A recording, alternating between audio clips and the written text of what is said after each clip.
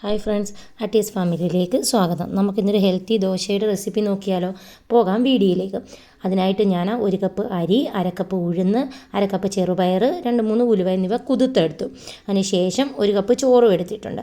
ഇത് എല്ലാം നമുക്ക് ആദ്യം മിക്സിയിലേക്ക് ഇട്ട് നന്നായി അരച്ചെടുത്തിട്ട് വരാം. അത് ഒരു ഓവർനൈറ്റ് ഞാൻ അങ്ങനെയാണ് വെക്കാറ്. 3-4 മണിക്കൂർ വെച്ചാലും മതി.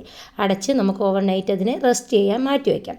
അങ്ങനെ റെസ്റ്റ് ചെയ്തു. പിറ്റേന്ന് രാവിലെയായി എടുത്ത് നോക്കിയപ്പോൾ നന്നായിട്ടത് പൊങ്ങി വന്നിട്ടുണ്ട്, ഫെർമെൻ്റ് ആയിട്ടുണ്ട്.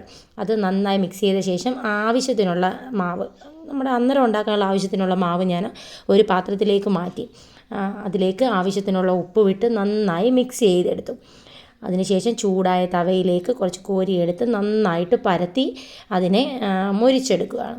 അപ്പം നിങ്ങൾക്ക് ഒരുപാട് മൊരിയാത്ത ദോശയാണ് ഇഷ്ടമെങ്കിൽ ഇത്രയും പരത്തി എടുക്കാമായിരുന്നു. അതിലേക്ക് കുറച്ച് നെയ്യും തടവി തിരിച്ചും മറിച്ചും ഇട്ട് നല്ലപോലെ ക്രിസ്പിയാക്കി എടുത്തപ്പോൾ നല്ല ടേസ്റ്റിയും ചെറുപയറിൻ്റെ എല്ലാ ഗുണങ്ങളും അടങ്ങിയ ഒരു ദോശ റെഡിയായി. അപ്പം എല്ലാവരും എന്നെ സപ്പോർട്ട് ചെയ്യണേ.